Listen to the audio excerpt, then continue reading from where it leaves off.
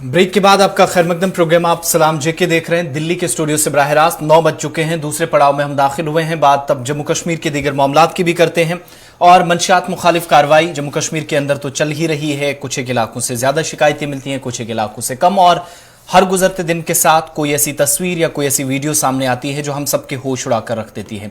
लेकिन सूरत हाल अब यह है कि अदालत भी जम्मू कश्मीर इंतजामिया के कामकाज से मुतमईन नजर नहीं आ रही है।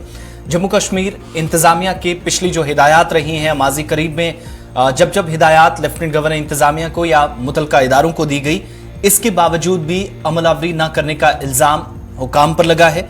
और मंशियात की लानत पर काबू पाना हो या फोरेंसिक जो लैब्स हैं, लेबोरेटरीज हैं, उनको बेहतर बनाना, जदीद तर्ज अमल पर काम न करना, इसे लेकर नाराजगी का इजहार डिवीजन बेंच की तरफ से किया गया है। और अब सूरत हाल यह है कि सरकार से एक बार फिर रिपोर्ट तलब कर ली गई है अदालत के अंदर। ये एक बार फिर से क्लियर करना होगा सरकार को कि उसने एफएल्स को लेकर एफएसएल्स की बेहतरी के लिए काम क्या किए हैं। दूसरा, मंशियात की सलानत को खत्म करने के लिए या इस पर काबू पाने के लिए मकामी सतह पर कैसे कार्रवाइयां चल रही हैं। और आने वाले दिनों के अंदर जो मुतलका अफसरान हैं, जिनमें प्रोसिक्यूटिंग ऑफिसर्स भी हैं, उनकी तरबियत पर भी जोर दिया गया है डिवीजन बेंच की तरफ से। हिलाल हांजूरी, कश्मीर ब्यूरो चीफ, हमारे साथ इस वक्त बराह रास्त हैं। हिलाल, क्या मामलात थे असल में जो अदालत के अंदर पहुंचे मंशियात के हवाले से, और अब जाकर नाराजगी का इजहार क्यों किया गया इस पर डिवीजन बेंच की तरफ से? बिल्कुल, ये दरअसल डिवीजन बेंच जिसमें कायम मकाम चीफ जस्टिस ताशीर अबिस्तान और जस्टिस राजेश सेखरी पर मुश्तमिल जो बेंच है, उन्होंने शदीद बरहमी का इजहार किया डिपार्टमेंट ऑफ होम की जानिब से जो एनडीपीएसए एक्ट यानी जो नारकोटिक्स है या ड्रग्स या मंशियात के खिलाफ जो कार्रवाई महकमा कर रहा है, तो उनकी कार्रवाई पर उन्होंने बरहमी का इजहार किया है। क्योंकि कोर्ट का यह ऑब्जर्वेशन है या कोर्ट में जो एदाद शुमार पेश किए गए, जिसमें यह बताया गया है कि साल 2008 के अंदर लद्दाख के अंदर 8.64% जो कन्विक्शन रेट था ऐसे ड्रग कारोबार करने वाली है ड्रग्स के साथ मुंसलिक लोगों का, यानी जो तफ्तीश चल रहा था वो साल 2008 के अंदर 8.64% उसकी कन्विक्शन थी। जो तफ्तीशी ऑफिसर थे या तफ्तीशी महकमा था, वो इस कदर काम करता था कि 8.64 लोगों की कन्विक्शन होता था। लेकिन साल 2008 के बाद अब ये कन्विक्शन कम होता जा रहा है। इसके बावजूद कि जब हम जमीनी स्तर पर देखते हैं तो ड्रग एडिक्शन का काम बढ़ चुका है, मंशियात के कारोबार का काम बढ़ चुका है, और कुल मिलाकर मंशियात भी बढ़ चुकी है। तो फिर कन्विक्शन रेट कम क्यों है? इसी पर जो डिवीजन बेंच है उन्होंने बरहमी का इजहार किया है। और उसमें उन्होंने आईओज या जो इन्वेस्टिगेटिंग ऑफिसर्स होते हैं पुलिस के, या पीओज जो प्रोसिक्यूटिंग ऑफिसर्स होते हैं, उन पर बरहमी का इजहार किया। उन्होंने कहा कि जो भी आईओ होगा और जो भी पीओज होगा उनको बाज़ाब्ता तरबियत दी जाए और उसके बाद वो केस की इन्वेस्टिगेशन करे।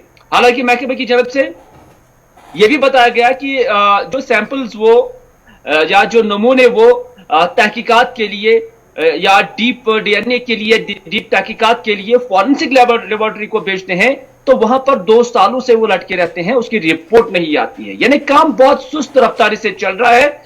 नतीजा ये है कि आप कन्विक्शन रेट जो है वो बढ़ा नहीं पा रहे हैं। तो कोर्ट का ये कहना है कि अगर केसेस बढ़ रहे हैं, अगर ड्रग्स का ग्रैब बढ़ रहा है, अगर ड्रग्स का कारोबार बढ़ रहा है, तो कन्विक्शन रेट भी उस एतबार से ज्यादा आना चाहिए ताकि इस पर रोक लगा दी जाए। ये तो ऑनरेबल हाई कोर्ट का ऑब्जर्वेशन है। लेकिन आज सिर्फ हमने देखना है कि पब्लिक का क्या ऑब्जर्वेशन है इस पर।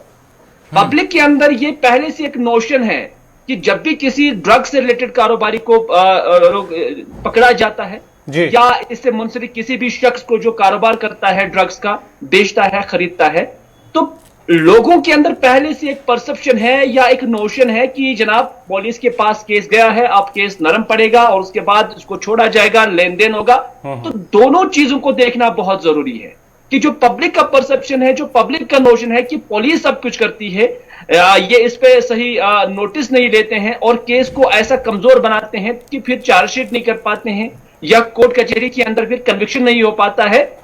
इस मामले को, लोगों के इस कन्विक्शन को, लोगों के इस तासुर को, लोगों के इस नोशन को ऑनरेबल जो कायम मकाम चीफ जस्टिस है जम्मू कश्मीर की या उसकी जो बेंच है उसकी ऑब्जर्वेशन के साथ मिला के देखना बहुत जरूरी है कि रेट जो है बहुत कम आता है और सब कुछ यहीं से आया होता है। तो इस वजह से कोर्ट ने भी अब फटकार लगाई है और उन्होंने भी इस हवाले से वक्त की सरकार से कहा है कि वो इस हवाले से मुकम्मल रिपोर्ट के साथ आ जाए कि वजूहात क्या है कि ये रेट जो है वो कम हो। हिलाल, आपने पब्लिक रिएक्शन की बात की, बाज मुबसरीन का ये भी ख्याल है या वो तासुरात इस तरीके से पेश करते नजर आते हैं कि कहीं ना कहीं पुलिस महकमे पर भी सवाल इस चीज को लेकर उठाया जाता है मुबसरीन की जानिब से, या उनकी एक आरा है कि मौजूदा वक्त में भी मुख्तलिफ इलाकों के अंदर कार्रवाइयां जारी हैं, हम देखते हैं आए रोज कार्रवाइयां होती हैं, लेकिन करोड़ों रुपए की मंशियात जब्त होने के बाद उसका तरीकाकार क्या है खत्म करने का? क्या उस पर सीधे तौर पर माने कि सवाल वहां पर भी अदालत ने उठाया है?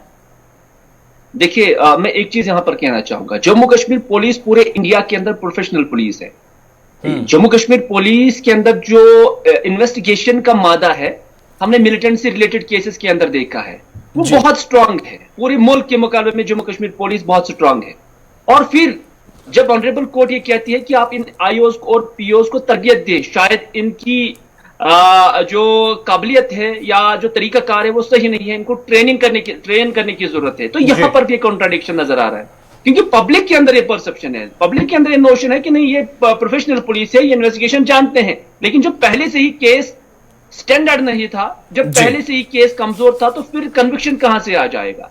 लेकिन कोर्ट के अंदर दलाइल जो है वो काम आती है, कोर्ट के अंदर फिगर्स काम आते हैं। तो इस वजह से जनरल प्रोस्पेक्टिव में जब हम देखते हैं तो पब्लिक का नोशन, पब्लिक का जो परसेप्शन है, उसको कोर्ट के इस ऑब्जर्वेशन के साथ देखना बहुत जरूरी है। और यही वजह है कि कोर्ट ने इस तरह की फटकार लगाई है और कोर्ट ने कहा है कि आप बाज़ाब्ता रिपोर्ट लेकर आइए और आप हमें बताइए कि कन्विक्शन का रेट कम क्यों है। और अगर कन्विक्शन का रेट कम हुआ है तो उसका मतलब है कि आप एक स्कोप दे रहे हैं, आप एक जगह दे रहे हैं, आप एक मौका दे रहे हैं उस शख्स को जो पहले पकड़ा गया है उसको दोबारा मजीद कारोबार करें। बहुत बहुत शुक्रिया तफसीलात फराहम करने के लिए। मार्च के महीने में भी अदालत के सामने इसी तरीके से एक मफाद आमा में अर्जी दायर की गई थी। उसके बाद हिदायत जम्मू कश्मीर इंतजामिया को जारी की गई, लेकिन साल के आखिरी लम्हात तक पता यह चलता है कि कोई खास के मुअस्सर कार्रवाई नहीं हुई है, जिसके बाद अदालत काफ़ी बरहम भी नजर आई। डिवीजन बेंच की तरफ से कमेंट्स काफ़ी सख्त किए गए, तबसरा इस पर हुआ है। अब अदालत की बात हो रही है तो गौहर आपको बताएंगे कि दूधगंगा नदी की सफाई का जो मामला था वो भी अदालत के अंदर फिर से कल उठा है।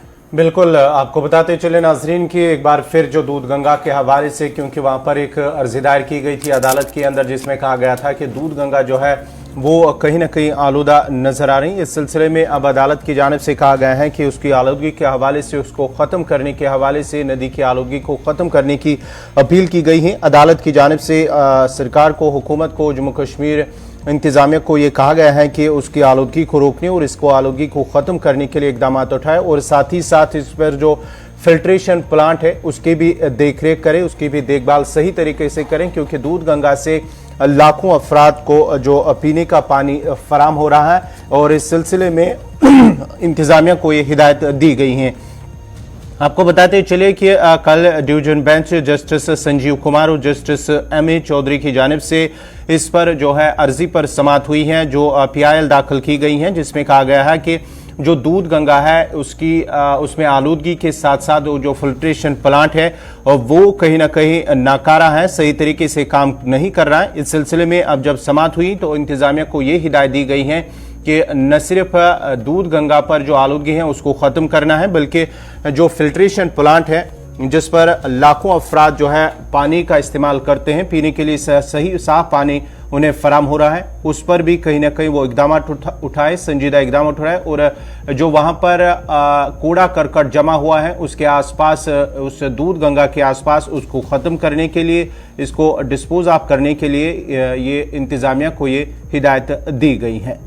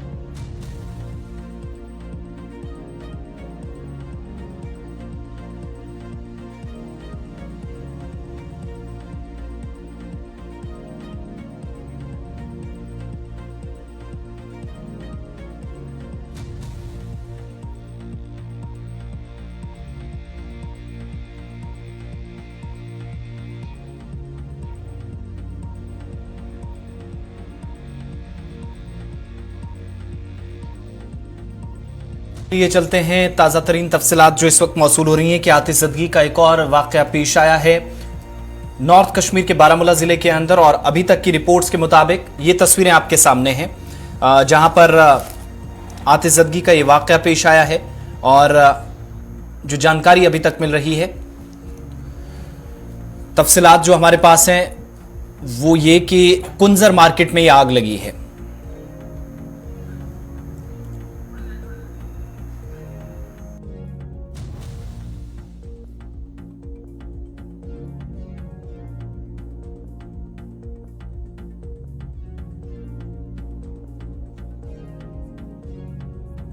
इशफाक भी हमारे साथ हैं। दौरान शब आतिशज़दगी का ये वाक़या पेश आया है। इशफाक, क्या कुछ मजीद तफसीलात हैं?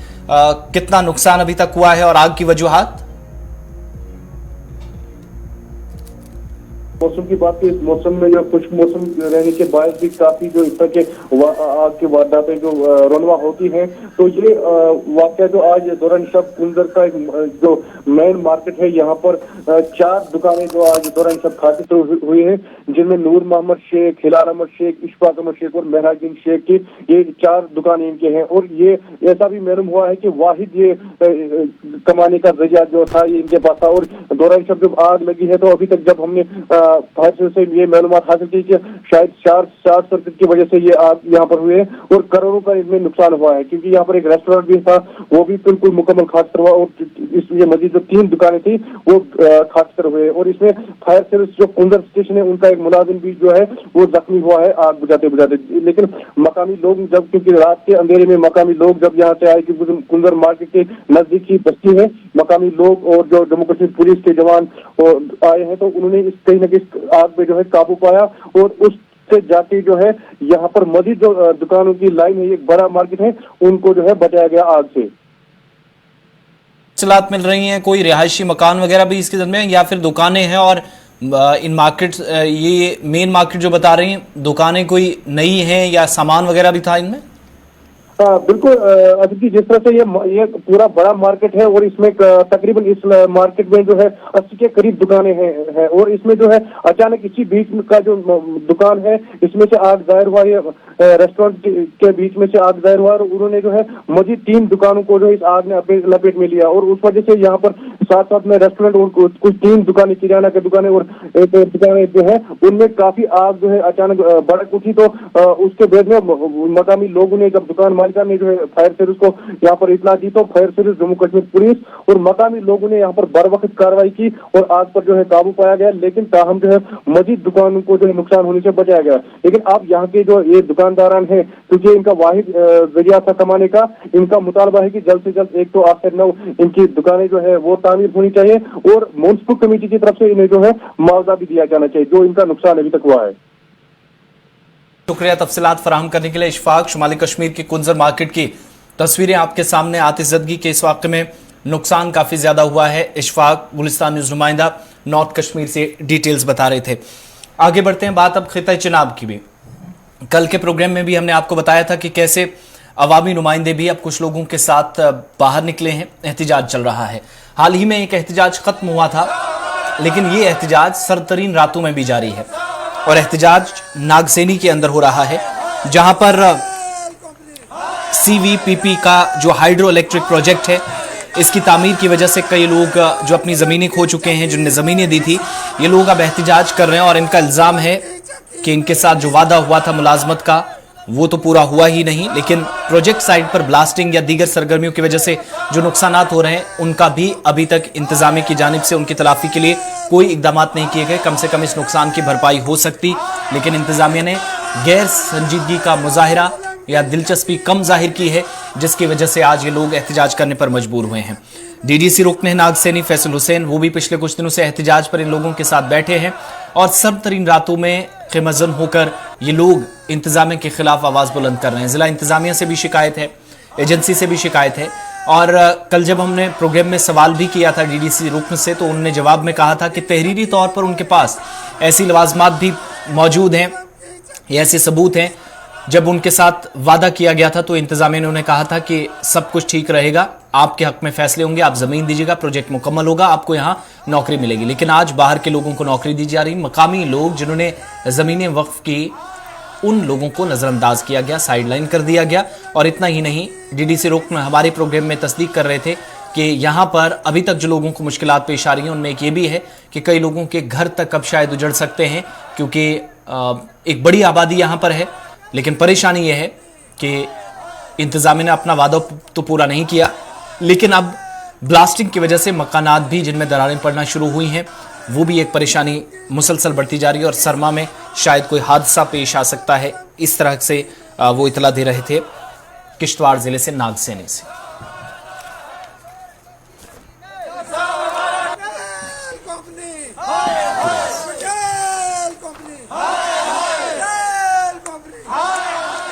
चलिए बढ़ते आगे। अब बात जरा शुमाली कश्मीर की, जहाँ अब हम करेंगे शुमाली कश्मीर के गुरेज बांडीपुरा इलाके भी की करते हैं, क्योंकि गुरेज बांडीपुरा इलाके में जहाँ पर जो खबर आ रही है कि स्टाफ की कमी के साथ साथ जो 3 आंगनवाड़ी सेंटर्स हैं उन्हें बंद कर दिया गया है। गुरेज में 3 आंगनवाड़ी सेंटर्स को बंद कर दिया गया है। वहाँ पर अमले की गैर हाजिरी और खुराक की कमी के बाद ये इंतजामी की जानिब से फैसला लिया गया है और मकामी आबादी ने इस फैसले पर नाराजगी का इजहार किया है। क्योंकि आपको बताते चलिए, जब वहाँ पर जो अमले की कमी, अमले की गैर हाजिरी के साथ साथ जहाँ पर खुराक की कमी की पाई गई है और शिकायत मिलने पर इंतजामिया ने वहाँ अज खुद जायज़ा लिया और वहाँ पर जब पाया कि ना ही वहाँ पर अमला है और ना ही वहाँ पर खुराक है, उसके बाद ये फैसला लिया कि 3 आंगनवाड़ी सेंटर उन्हें बंद कर दिया गया है। ये मरकूट, गुरेज बांडीपुरा का मरकूट इलाका है, जहाँ पर जो अमला है वो गैर हाजिर पाया गया है। उसके साथ साथ ही जब वहाँ पर देखा कि जो खुराक की कमी है, उसके बाद ही इंतजामी की जानिब से ये फैसला लिया गया है। ज़हूर भट्ट हमारे साथ बांडीपुरा से इस वक्त हैं। ज़हूर, सिर्फ ये वजूहात रही आंगनवाड़ी सेंटर्स को बंद करना पड़ा कि आपके पास खुराक की कमी है और अमला भी नहीं पहुंच पा रहा, लोग नाराज भी नजर आ रहे हैं, नाराजगी जाहिर थी, लेकिन कुछ और वजूहात सामने आ पाई हैं?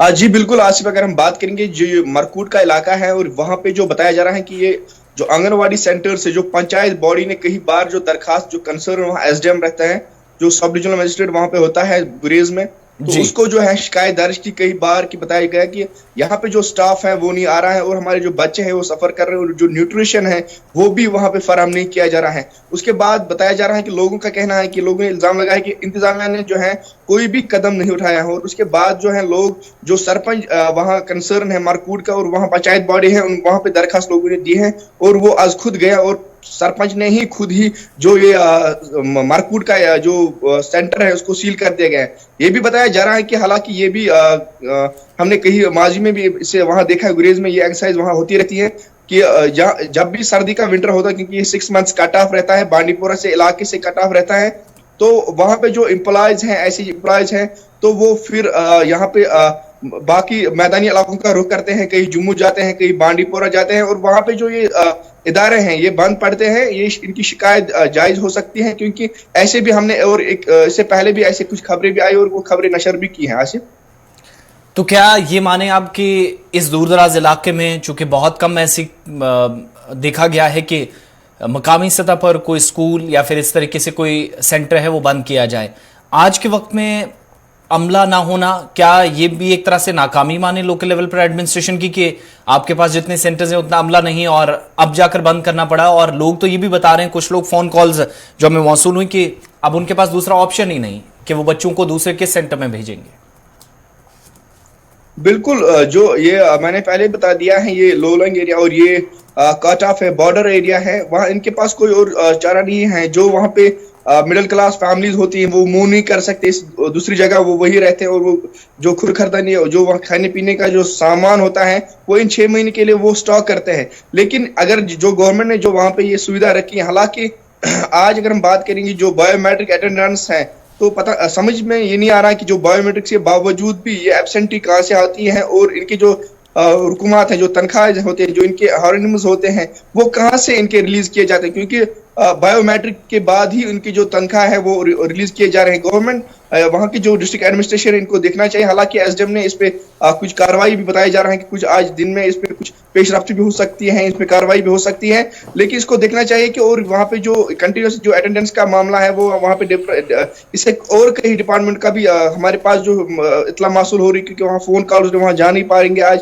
वहाँ जो स्नोबॉन्ड एरिया है, तो इस हवाले से एडमिनिस्ट्रेशन को देखना चाहिए। और अगर हम इससे पहले भी अगर वहाँ हॉस्टल की बात करेंगे, वहां पे भी ऐसी कुछ जो प्रेग्नेंट लेडीज थी, उन्होंने रास्ते में ही जो है अपने जो बच्चे को जन्म दिया है, ऐसे कुछ देखने को मिला है। और फिर हॉस्पिटल जो मजीद स्टाफ उसको बढ़ा दिया गया है, वहां पे भी कई हमें फोन कॉल्स आए कि वो भी ज्वाइन नहीं कर रहे हैं। ऐसे कुछ मामला जो सामने आ रहे हैं, इनको एडमिनिस्ट्रेशन को गौर से देखना चाहिए। और जो वहां पे जो middle class family official stand है इस पर, या डॉक्टर अवैस साहब की तरफ से कोई इस पर खुद उन्होंने नोटिस लिया इस चीज का?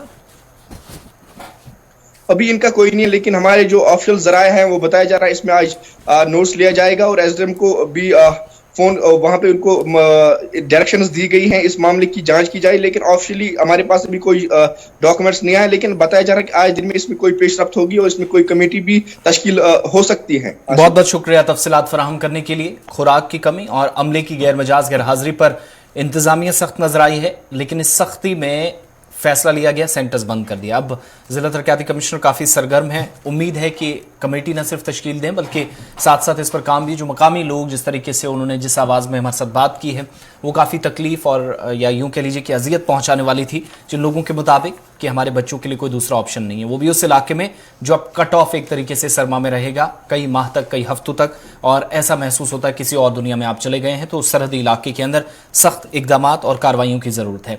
आगे बढ़ते हैं। सरहदी इलाकों की बात हुई है तो सरहद से शहर तक अलर्ट जम्मू कश्मीर के अंदर है। डिटेल्स गौहर बताएंगे। जी हाँ नाजरीन, बात करेंगे जम्मू सूबे के हवाले से। कल जिस तरह हमने देखा है कि सिदरा जम्मू के इलाके में जहां कल एनकाउंटर के दौरान 4 मिलिटेंटों को हलाक किया गया है, उसके बाद ही वहां पर न सिर्फ जम्मू के अंदर अलर्ट किया गया है, साथ ही साथ राजौरी और पुंछ जो सरहदी अजला है उसके साथ साथ ही इंटरनेशनल बॉर्डर पर सांबा कठुआ वहां पर भी अलर्ट जारी कर दिया गया है। और कहीं ना कहीं हमने देखा है कि कल दिन भर भी फौज को मजीद मुतहरिक रहने की हिदायत जारी कर दी। ये रात देर गई तस्वीरें हैं राजौरी की, जहां पर फौज की जानिब से, पुलिस की जानिब से कई मकामात पर नाके लगाए गए और नाके के दौरान गाड़ियों की तलाशी ली गई है, चेकिंग की गई है। उसके साथ साथ ही जो मुसाफिर हैं उनकी शनाख्ती कार्ड्स चेक किए गई हैं। ये राजौरी जिले के मुख्तलिफ मकामात पर जहां पर पुलिस की जानिब से ये नाके लगाए गए हैं। उसके साथ साथ ही कल जिस तरह से इनकाउंटर के दौरान 4 मिलिटेंटों की हलाकत और भारी मिकदार में हथियार भी बरामद किया गया, जिसमें 7 AK-47 राइफलें, 1 M4 कार्बाइन राइफल, उसके साथ साथ ही कुछ पिस्टल्स और दीगर ग्रेनेड भी बरामद हुए हैं। उसके साथ साथ ही कल जम्मू के अंदर जिस तरह से मिलिटेंसी का वाक़ा आया तो PDP सदर महबूबा मुफ्ती ने भी इस पर कहीं ना कहीं सवाल उठाए हैं कि जम्मू सूबे के अंदर मिलिटेंसी एक बार फिर जिस तरह से मिलिटेंसी नुमदार हुई है, मिलिटेंट वहाँ पर नुमदार हुए हैं। एक तरफ इंतज़ामिया, उनका मानना है कि एक तरफ इंतज़ामिया जो दावे कर रही है कि मिलिटेंसी जम्मू कश्मीर के अंदर ख़त्म हुई है और साथ ही साथ हालात बेहतर हुए, तो उस पर भी महबूबा मुफ्ती की जानिब से जो है वो तनकीद की गई है। और जम्मू के अंदर कल हमने देखा है जब ये एनकाउंटर हुआ तो एनकाउंटर के बाद ही जम्मू ज़िले के अंदर हमने देखा है कि वहाँ पर मुजाहरे भी हुए, एहतजाजी मुजाहरे, और साथ ही साथ मुजाहरों के दरमियान उनकी जानिब से पाकिस्तान के खिलाफ भी नारेबाजी की गई है। एक तरफ एहतजाज चल रहे थे कि दरअंदाजी हुई है, तो दूसरी तरफ सवाल भी सरकार पर उठाए जा रहे थे। ये सारी सूरत हाल बनी हुई थी और इसके बाद अब जाकर अलर्ट मुख्तलिफ इलाकों के, रात भर चेकिंग का सिलसिला मुख्तलिफ इलाकों के अंदर जारी रहा और जम्मू पुंछ शाहरा, जम्मू श्रीनगर कौमी शाहरा, नगरोटा से जाने वाले रास्ते, पठानकोट दिल्ली जो शाहरा है, जम्मू पठानकोट नेशनल हाईवे है, वहाँ पर भी नाके लगाकर चेकिंग का सिलसिला और तेज़ कर दिया गया है ताकि इस तरह की कोशिशों से मज़ीद बचा जा सके। और अच्छी बात यह रही कि लोग भी सिक्योरिटी फोर्सेस के साथ ताउन इस मसले पर कर रहे हैं और बड़ी संजीदगी के साथ काम हो रहा है। अब आगे बढ़ते हैं, बात अब जरा करते हैं SIA की कार्रवाई की। मैंने शुरुआत में कहा था कि कुछ लोगों को सजाएं हुई हैं और ये सज़ा उन लोगों को हुई है जिन पर बदअमनी फैलाने या दहशतगर्दाना सरगर्मियों में मुलव्वस होने का इल्ज़ाम जिन पर लगा है। और अब जाकर जो एक कार्रवाई हुई है, हालांकि SIA मुख्तलिफ हिस्सों के अंदर सरगर्म रही है, NIA की तर्ज पर काम करती है, लेकिन पहला इस तरह का केस जिसमें सज़ा उस केस में सुनाई गई हो जो SIA के ज़रिए तफ्तीश था, तहकीकात हुई, और एक गिरफ्तार मिलिटेंट को 6 साल कैद की सजा सुनाई गई। हिजब कमांडर बुरहान वानी का एक करीबी साथी बताया जाता है आमिर वागे। इस आमिर वागे पर अनंतनाग साउथ कश्मीर के अंदर डिस्ट्रिक्ट में हिजबुल मुजाहिदीन का जिले कमांडर होने का इल्जाम है।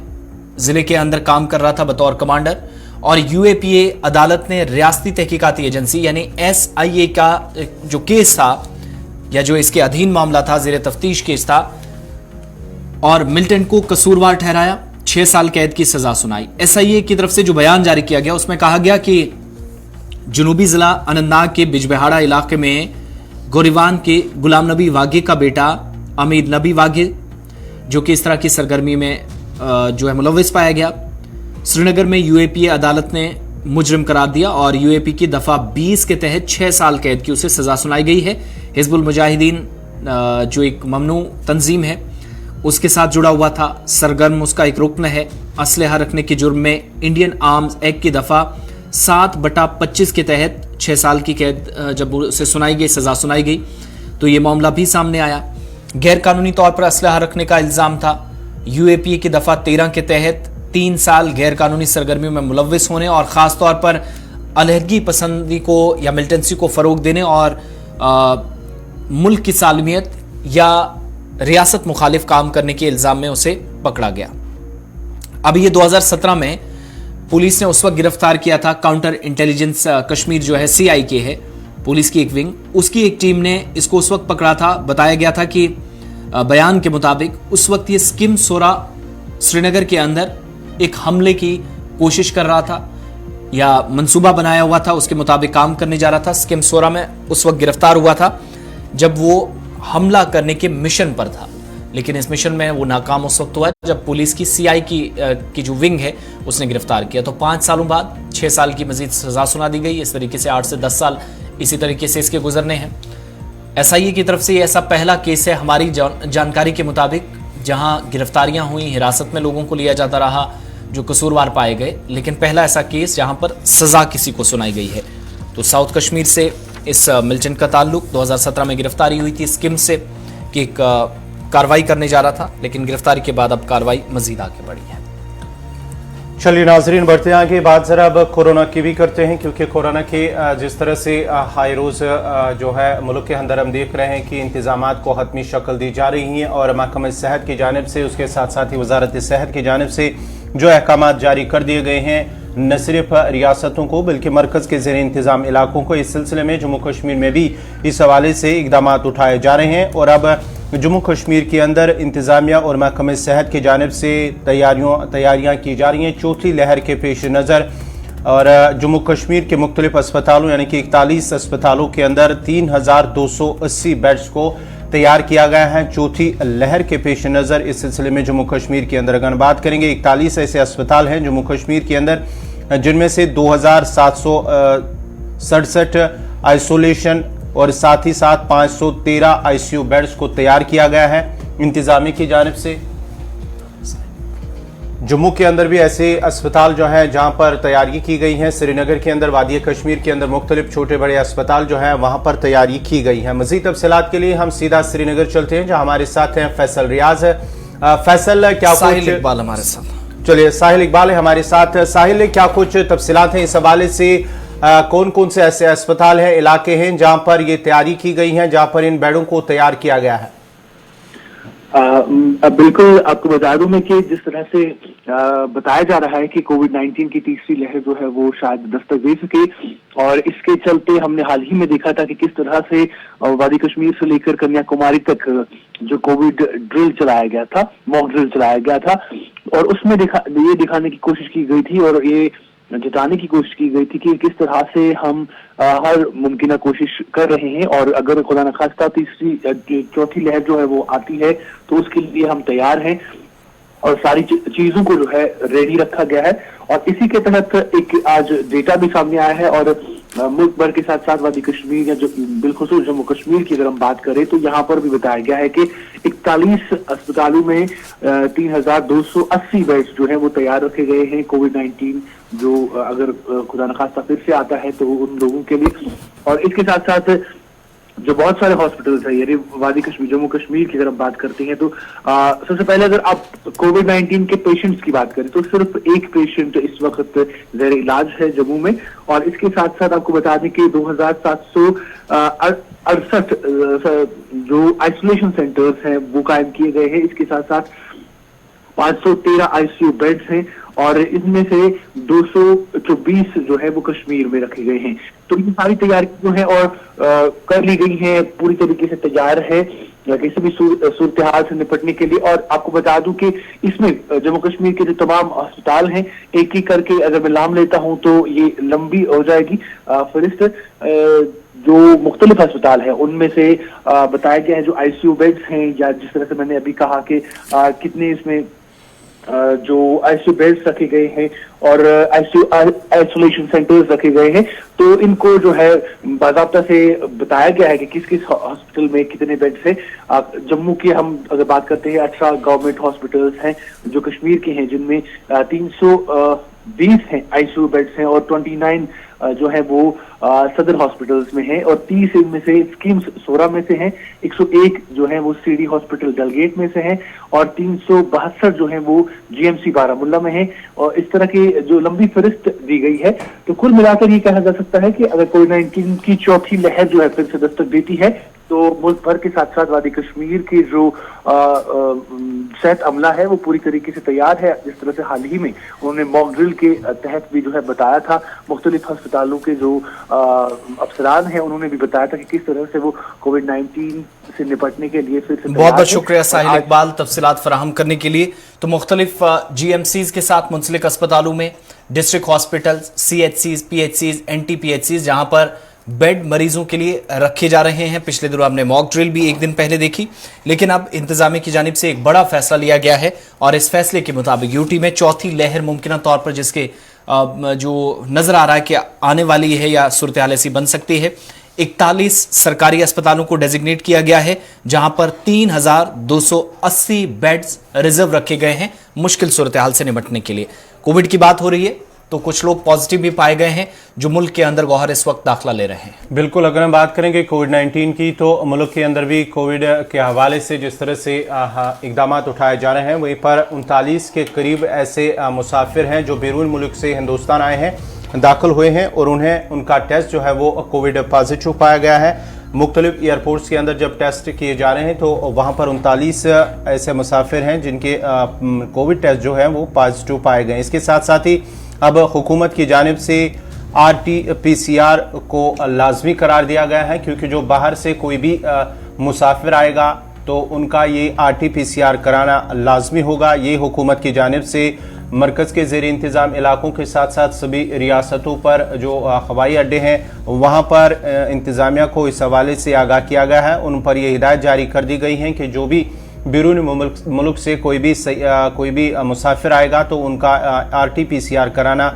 ज़रूरी होगा, क्योंकि मुख्तलिफ एयरपोर्ट्स के अंदर 39 ऐसे मुसाफिर कोविड पॉजिटिव पाए गए हैं जिनके टेस्ट बाद में पॉजिटिव आए हैं। बात करेंगे हम जहां 24 दिसंबर की, तो वहां पर जो रैंडमली जो टेस्टिंग की जा रही है वहां से अब इसकी नई शुरुआत हुई है, लेकिन अब इंतज़ामिया की जानिब से न सिर्फ वजारत सेहत बल्कि इंतज़ामिया ने इस हवाले से ज़रूरी करार दिया है कि जो भी एयरपोर्ट पर बैरून रियासत से मुसाफिर आएगा उनका RT-PCR टेस्ट कराना होगा और ये लाजमी करार दिया गया है। इसके साथ साथ आपको चीन की भी बात बताएं। अपडेट कोविड पर यह मिल रहा है कि चीन के अंदर भी पाबंदियां काफ़ी ज़्यादा पिछले कुछ वक्त के दौरान लगी, लेकिन एक अहम फैसला जो कि चीन के रियासती मीडिया की तरफ से खबर बताई जा रही है, रिपोर्ट की जा रही है कि 8 जनवरी 2023 से मुल्क के अंदर जो बाहर से जाने वाले लोग हैं, मुसाफिर हैं, उनकी जो टेस्टिंग का सिलसिला था वो ख़त्म करने का फैसला लिया गया है। 8 जनवरी 2023 के बाद कोई टेस्ट उनका इस तरीके से नहीं होगा जो अब तक हो रहे थे और कोरोना केसेस में इजाफा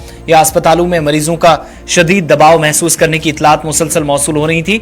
लेकिन चीन में कोरोना के इस कहर के बीच अब यह फैसला लिया गया है कि 8 तारीख के बाद जो बाहर से जाने वाले लोग हैं, कोविड टेस्टिंग की शर्त उनके लिए पहले जो रखी गई थी कि आप आएंगे तो टेस्टिंग 48 घंटे पुरानी रिपोर्ट होनी चाहिए, वो आप खत्म करने जा रही हैं। इस सिलसिले में Chinese general administration of customs GAC की तरफ से भी एक स्टेटमेंट इसकी वेबसाइट पर जारी किया गया है, जिसमें कहा गया है कि कोरोना वायरस की मौजूदा सूरत हाल को मद्देनजर रखते हुए आप अपनी जांच खुद करें, खुद मरीज या जिसको किसी भी तरीके से अगर शक व शुबहात किसी के हैं तो वो भी उस पर खुद नजर रख सकता है। पीसीआर टेस्टिंग का जो सिलसिला था चाइनीज कस्टम के मुताबिक वो अब नेसेसरी नहीं होगी, वो अब जरूरी नहीं होगी। आप मुल्क के अंदर दाखिला ले सकते हैं 8 तारीख के बाद।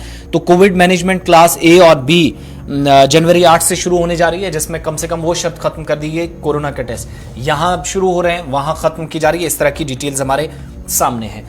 अब वक्त यहां पर छोटे से ब्रेक का है। ब्रेक के उस पार आएंगे तो भारत और पाकिस्तान की बात करेंगे। क्यों फिल्मी दुनिया शायद आहिस्ता आहिस्ता दोनों मालिक के ताल्लुकात को बेहतर बनाने का इस वक्त एक जरिया बन रही है। क्या खबर पूरी है, डिटेल्स आपके सामने रखेंगे और साथ ही साथ बताएंगे कि भारत के अंदर खांसी की एक दवाई तैयार हुई थी जो इस वक्त मुल्क से बाहर भेजी जा रही थी, लेकिन ये पीने से 17 से 18 बच्चों की मौत की तस्दीक एक हुकूमत, एक मुल्क के निजाम की तरफ से की जा रही है। डिटेल्स थोड़ी देर में आपके सामने और इस पर ऑफिशियल वर्जन क्या है, हमारे साथ रहिएगा। ब्रेक के उस पार आपको बताते हैं।